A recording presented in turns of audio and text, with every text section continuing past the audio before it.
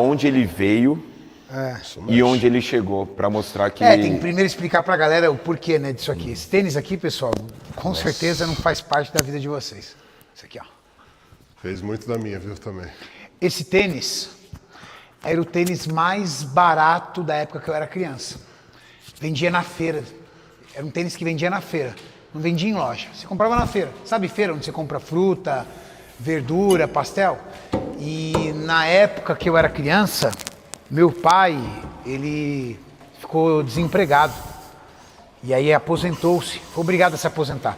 Ele se aposentou com um salário hoje equivalente a 700, 800 reais, que era o salário mínimo da época. Minha mãe foi trabalhar em casa de família. E aí, a única coisa que ela conseguia comprar pra gente quando a gente era criança era isso aqui, ó. Esse tênis Conga.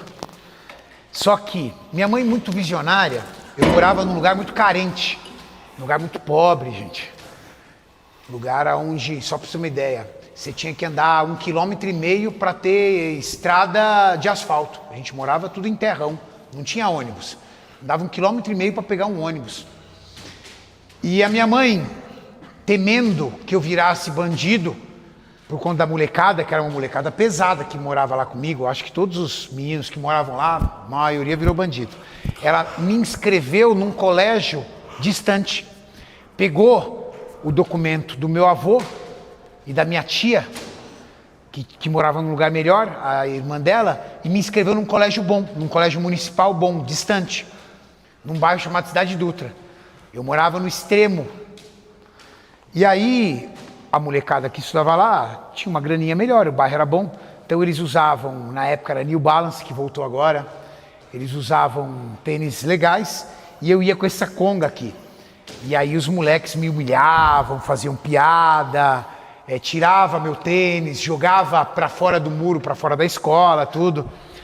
E assim, né, quando você é criança, dependendo da forma com que você é agredido psicologicamente, aquilo vai ferindo muito você, né? E aí teve uma época que eu não queria ir mais pra escola. Só que eu não queria falar pra minha mãe que o motivo era esse.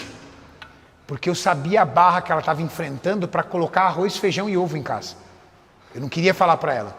Então ela nunca soube que era por conta da minha calça, né? Porque a gente usava calça, tipo assim, passava de um pro outro. As minhas calças eu ganhava dos meus primos quando eles não usavam mais. Então era tudo rasgada. Rasgada aqui, entendeu? Era tudo rasgado. Eu usava calça rasgada com tênis Conga num colégio que a molecada era boizinha.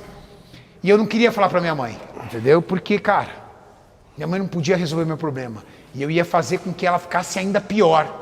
Porque ela só sabia chorar de tristeza pela dificuldade que a gente passava. Bom, hoje, tudo isso me fez uma pessoa mais forte, uma pessoa mais corajosa.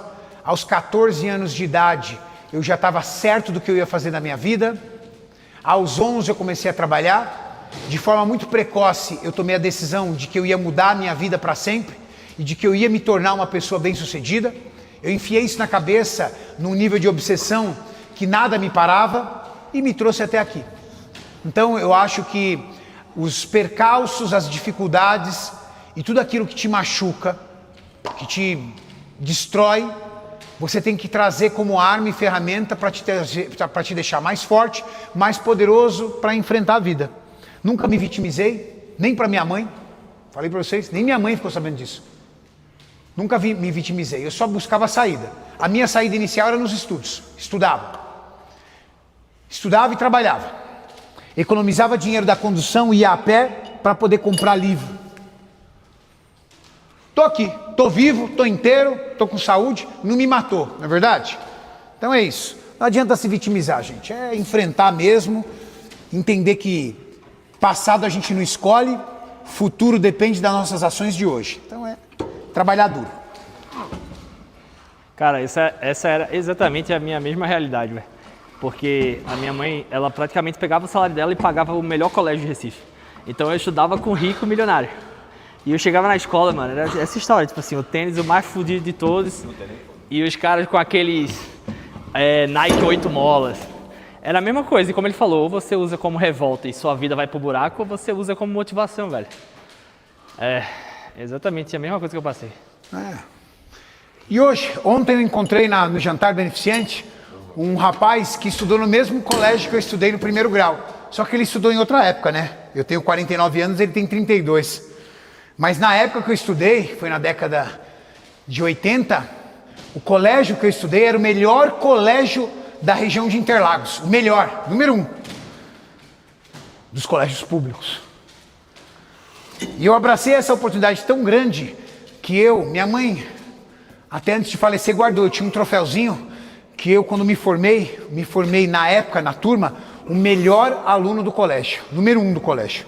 Esses dias, peguei um histórico escolar, a minha nota mais baixa do primeiro grau foi 7,5, velho. A mais baixa do primeiro grau inteiro foi 7,5. Era 8,5, 9, 10, 8,5, 9, 10. Essa é a fase que fica mais difícil o colégio, né? É. Que eles chamavam de científico, né? Sim, mas eu não... Mas por quê? Minha mãe nunca pegou um caderno meu, nada. Por quê? Eu tinha uma obsessão. Sair da miséria. E aí eu enfiei na cabeça que para eu sair da miséria eu tinha que ser o melhor em tudo. Eu tinha que ser o melhor no colégio, o melhor no trabalho. Quando eu fui office boy a primeira vez, eu fazia todo o meu trabalho até as 2 horas da tarde, os moleques terminavam às 5. Aí o que acontece? Os moleques faziam até as 2 horas da tarde, das 2 às 5 o quê? Fliperama. Eu voltava pro trabalho e pegava mais trabalho. Aí os moleques me odiavam, porque os moleques falavam assim, filha da puta, puxa saco. O chefe falava assim, por que só o Cariani volta e esses outros moleques não voltam? Mas, em 3 meses, eu já estava fazendo trabalho interno.